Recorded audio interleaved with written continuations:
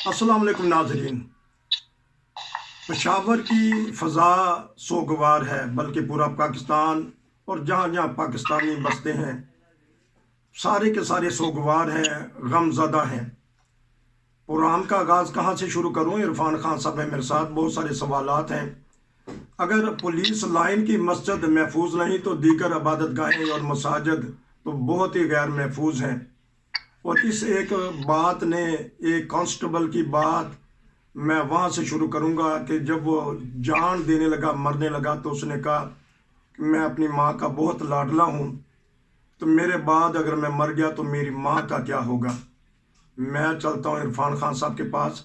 कहाँ से security lap हुआ है, अब तो एक दूसरे के ऊपर कह रही हैं। आज वज़ीर आज़म ने भी पेशकश की है कि आए मिल के बैठे इस नासूर से किसी तरीके से छुटकारा हासिल करें। इरफान खान साहब बताते भी रहे हैं 2-3 सालों से तबसरों में कि ये बात करनी चाहिए हुकूमत को। आज फिर मैं पता करूंगा इस जो सा गम खारी के दिनों में। जी अस्सलाम वालेकुम। वालेकुम सलाम। 10-12 किलो का कहते हैं जो आईजी हैं खैबर पख्तूनख्वा के, सिक्योरिटी लैप हुआ है, पुलिस लाइन है, हमारे सिक्योरिटी फोर्सेस कब तक निशाना बनते रहेंगे, क्या बनेगा? देखें, जो सिक्योरिटी के मामलात हैं वो पाकिस्तान में एक अरसे से उन पर उस तरह तवज्जो नहीं दी जा रही। जब कोई हादसा हो जाता है उस वक्त तो अलर्ट हो जाते हैं एकदम, और वो 4 दिन के बाद फिर वही पुरानी कैफियत पे, रूटीन पे आ जाते हैं। और जब एक ऑलरेडी मुल्क के अंदर एक ऐसी तहरीक मौजूद है, तहरीक तालिबान वाले, जो धमकियां भी देते रहते हैं, जो अपनी कार्रवाइयां भी जारी रखे हुए हैं, तो फिर सिक्योरिटी लैब नहीं बनना चाहिए और हर वक्त फुल सिक्योरिटी के साथ और आंखें खोल के जीना चाहिए।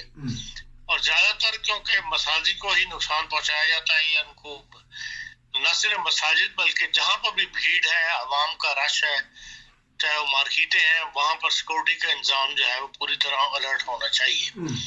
बाहर लोगों ने अपने मार्केटों के अंदर प्राइवेट सिक्योरिटी रखी हुई है और वो ज्यादा हुकूमती सिक्योरिटी से ज्यादा, जैसे कहना चाहिए, मोहतात है, अलर्ट है। जबकि जहाँ पे हुकूमती सिक्योरिटी होती है वहां कुछ अरसे के बाद जो है वो एक खला पैदा हो जाता है। अव्वल तो ये अफसोस की बात है कि वाहिद इस्लामिक मुल्क है जहाँ पर के मस्जिदों के अंदर सिक्योरिटी देनी पड़ती है। हर जुमे के अंदर हर मस्जिद के बाहर लोग आ जाते हैं, सिक्योरिटी के लोगों को खड़ा करना पड़ता है और ये एक मुसलसल, जिसे कहना चाहिए, एक मौजू बन गया है। उस वक्त तो शुरू में ख्याल था कि शायद ये एक तहरीक तालिबान की तहरीक के नतीजे में ये मामला जो है साथ में उठ जाएगा, लेकिन ये एक मुस्तकिल है कि हर सिक्योरिटी हर जुमे के ऊपर मसाजिद में, और जो बड़ी मसाजिद है वहां पे नमाजों के अंदर आपको सिक्योरिटी देनी पड़ती है। और ज़ाहिर है पुलिस भी तंग आ जाती है, थक जाती है। और इसी तरह अब ये तहरीक तालिबान जब से अलर्ट हुए हैं दोबारा, इनको हुकूमत को ज्यादा अलर्ट हो जाना चाहिए सिक्योरिटी के मामलात के अंदर। और ये जो वज़ीर आज़म साहब का बयान आपने दिया है कि आए सर पकड़ के बैठे, ये तो वो मामला है जिसके पहले दिन से ही जो सिक्योरिटी के मामलात हैं, मईशत के मामलात हैं, इन पे हुकूमत को सियासत नहीं करनी चाहिए और हुकूमत और अपोजिशन को मिल के बैठना चाहिए और मिल के कार्रवाई करनी चाहिए, मिल के स्कीमें बनानी चाहिए। अगर मुल्क ही ना रहा तो किसमें किसी ने क्या सियासत करनी है। आज इस नतीजे पर पहुंच के, इस नुक्ते पर पहुंचे हुए हैं कि जहां मुल्क की सलामती को खतरा दरपेश है। आज तो वज़ीर आज़म साहब ने ये कहा है, नवाज शरीफ साहब ने भी कभी एक बयान गुजरा है कि भाई हमें मिल बैठना चाहिए। और पाकिस्तान की सियासत में जिसे कहते हैं जारहाना सियासत और नफरत अंगेज सियासत जो है, इसकी बुनियाद भी डालने वाली मुस्लिम लीग नून ही थी। नवाज शरीफ साहब ने उस वक्त बेनजीर के खिलाफ क्या कुछ नहीं किया था।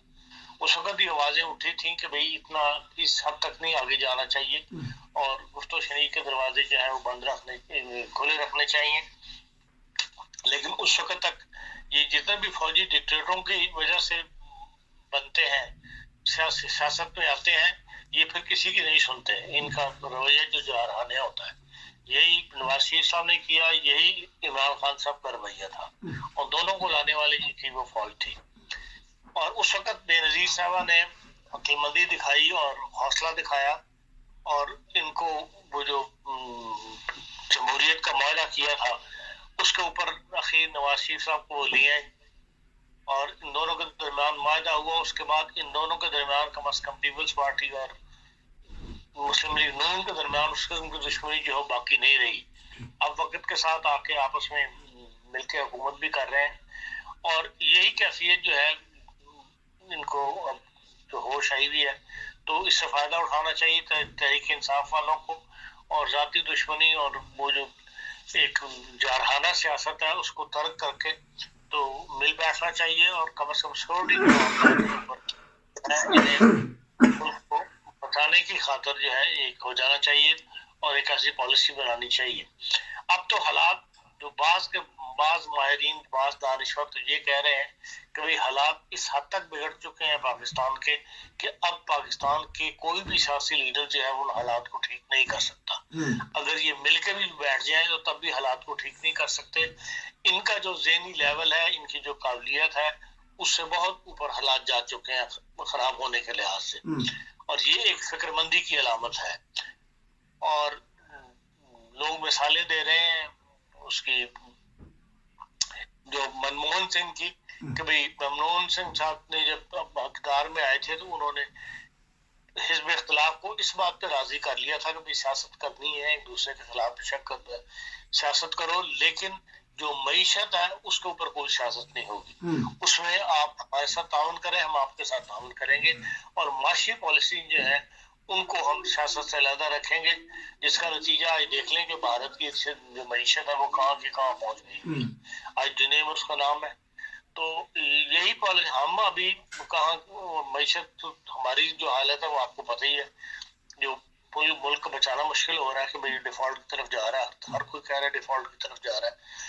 تو اب یہ موجودہ صورتحال میں اگر ایسی آواز اٹھی ہے تو چلو دیر آئے دوست آئے، اگر ابھی یہ لوگ اکٹھے ہو جائیں اور سیاست کرنا چھوڑ دیں سیکورٹی کے معاملات کے اوپر، تو پھر یہ ہے کہ بھئی اس میں سیکورٹی میں ایک بہت بڑا جو فیکٹر ہے وہ مذہبی منافرت کا بھی ہے، اس کو بھی پھر ساتھ شامل کریں، اور ایک دوسرے کے خلاف جو نعرے بازی کی جاتی ہے، ایک دوسرے کے خلاف جو اشتہار لگائے جاتے ہیں دیواروں کے اوپر، ایک دوسرے کے خلاف جو نعرے بلند کیے جاتے ہیں، اس کو بھی اس سے بھی نفرت پھیلتی ہے، اور اس سے بھی اشتعال جو ہے لوگوں میں پیدا ہوتا ہے، ایک دوسرے کے خلاف جذبات بھڑکتے ہیں، پھر ایک دوسرے کے خلاف اقدامات اٹھائے جاتے ہیں، اس کو بھی اس میں شامل کریں، اور تمام جو مذہبی جماعتیں ہیں وہ اس کے اوپر اس میں شامل ہوں، اور کوئی کسی کے خلاف جو ہے مذہبی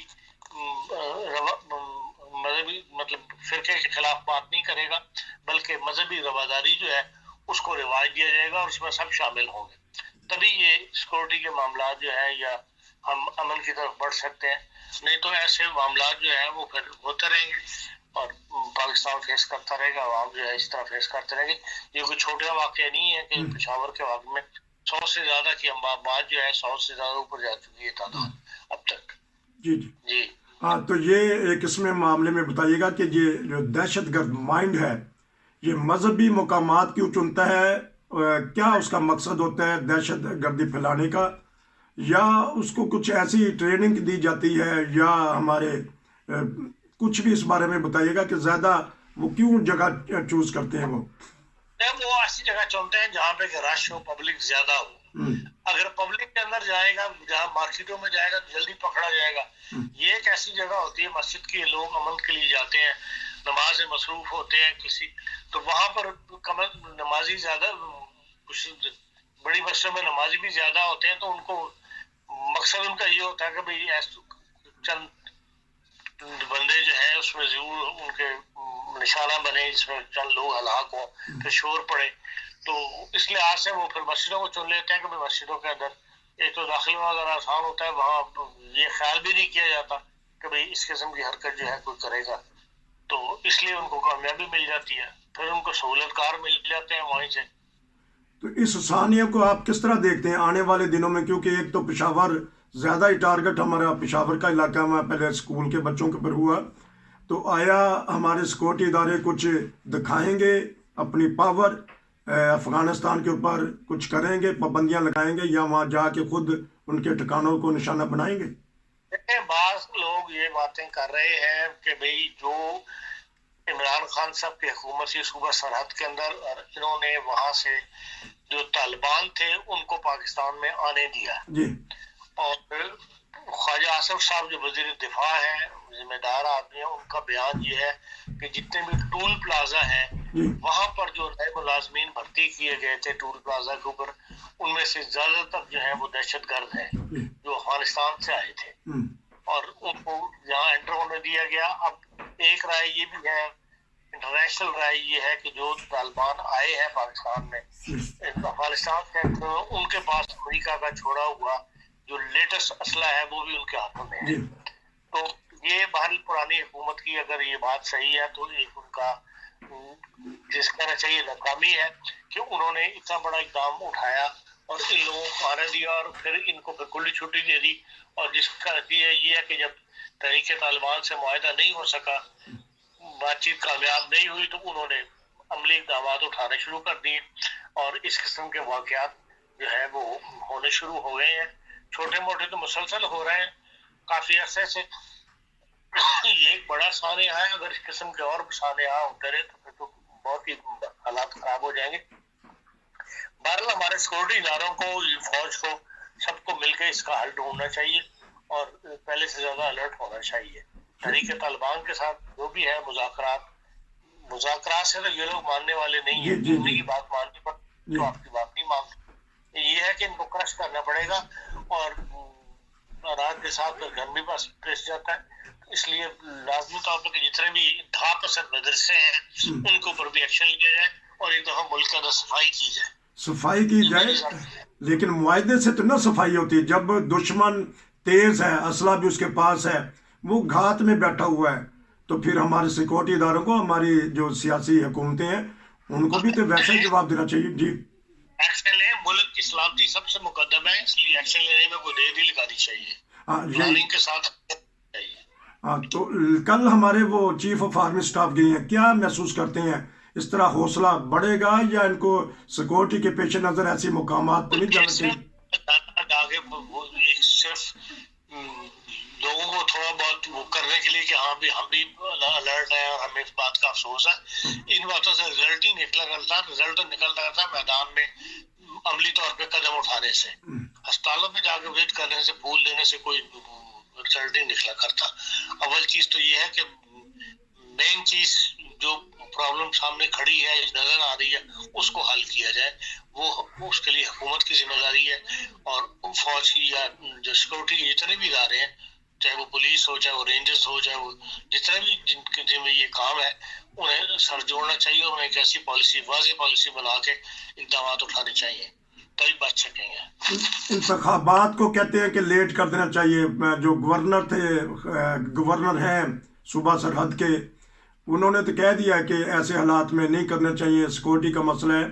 کیا دیکھ رہے ہیں کہ انتخابات ہوں گے، یہ ضمنی انتخابات اور جو صوبائی اسمبلیوں کے ہیں؟ دیکھیں یہ ایک آواز ہے کہ انتخابات نہیں ہونے چاہیے، لیکن اس کا متبادل کیا ہے یہ بھی تو کوئی بتائے نا. جو لوگ یہ کہہ رہے ہیں کہ انتخابات نہیں ہونے چاہیے، پھر اس کا متبادل بتائیں کہ کیا کیا جائے. آئین میں تو کوئی ایسی گنجائش نہیں ہے کہ آپ کے پاس یا تو آپ 2/3 میجورٹی کے ساتھ آئین میں تبدیلی کر لیں، یا قومی اسمبلی کے اندر تو اس وقت ساری پارٹیاں بھی موجود نہیں ہیں. تو جو عدم استحکام ملک میں ہوا ہوا ہے سیاسی طور پہ، اس کی وجہ سے اس کا کوئی نیا راستہ نکالنا یا اس کا کوئی حل نکالنا مشکل ہوا ہوا ہے. تو جب تک سب اکٹھے ہو کر کوئی فیصلہ نہیں کریں گے 2/3 میجورٹی کے ساتھ، پھر آپ کو آئین پر ہی عمل کرنا پڑے گا. اور آئین میں تو کوئی ایسی گنجائش نظر نہیں آتی کہ ان کو التوا کیا جائے، سوائے اس سے کہ آپ سپریم کورٹ میں چلے جائیں اور سپریم کورٹ سے آپ کوئی ایسا فیصلہ لے لیں کہ ہاں جی 3 مہینے نہیں یا 6 مہینے یا سال کے بعد انتخابات کروائے جائیں. دنیا میں جہاں بھی بڑے بڑے حادثات ہوتے ہیں، بڑے بڑے واقعات ہو جاتے ہیں، لیکن انتخابات پہ کوئی اثر نہیں پڑتا. انتخابات موسیقی کے اندر بھی انتخابات ہو گئے تھے، جو بھی وہاں پہ حالات تھے، جس کا در خون بہا تھا وہاں پہ، اس کے بعد وہاں بھی انتخابات لوگوں نے انہی حالات میں کروا لیے تھے، اور بھی ملکوں میں ہوئے تھے انتخابات. تو ہاں، کیونکہ وہ لوگ کہہ رہے ہیں انتخابات ملتوی کروائے جائیں جن کو اپنی پوزیشن کمزور نظر آ رہی ہے. جن کی پوزیشن مضبوط ہے وہ تو کہتے ہیں کہ انتخابات ہوں، لیکن بہرحال جو بھی آئین میں گنجائش ہے اسی کے مطابق قدم اٹھایا جائے گا. تو معاشی طور پہ کیا دیکھتے ہیں؟ آج صدر زرداری نے، جو آصف زرداری ہیں، بیان داغ دیا کہ کم از کم 35,000 روپیہ تنخواہ ہونی چاہیے. حکومت کو سوچنا چاہیے، غریب کو ریلیف دینا چاہیے. وہ اپنی حکومت کے خلاف ہی بول پڑے. حکومت جو تنخواہیں دی ہیں اس وقت وہی دینے کے لیے حکومت کے پاس پیسے نہیں ہیں. بعض میں 2-3 مہینے کی جو ہے تنخواہیں اکٹھی ہوئی ہیں. بعض بیرونی مشنوں کے اندر جو ہمارے سفارت خانے یا ہیں ان کی تنخواہیں رکی ہوئی ہیں بعض ممالک کے اندر. بیان دے دینے سے تو کوئی نہیں ملتا نا، ایک دم بیان جو مرضی دے دیں آپ. اصل جو گراؤنڈ کے اوپر ریالٹی ہے وہ دیکھنی چاہیے کہ حکومت کے پاس پیسہ، انکم کیا ہے. حکومت کی ڈیفیسٹ میں جا رہی ہے حکومت، تو جو اس طرف سے آپ کو پیسوں کی امید ہے وہ بھی نہیں آپ کو مل رہے. ان کو بھی انٹرنیشنل پریشر کام کر رہا ہے. نہ سعودی عرب دے سکا، نہ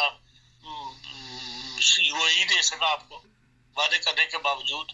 اس لیے کہ جب تک آپ کا IMF سے کوئی معاہدہ نہیں ہوتا اس وقت آپ کو وہاں سے پیسے، باہر سے دوسرے ممالک سے پیسے نہیں ملیں گے. انٹرنیشنل پریشر ہر جگہ کام کرتا ہے، اور یہ مفت کا لنچ کھانا جو ہے یہ بند ہونا چاہیے.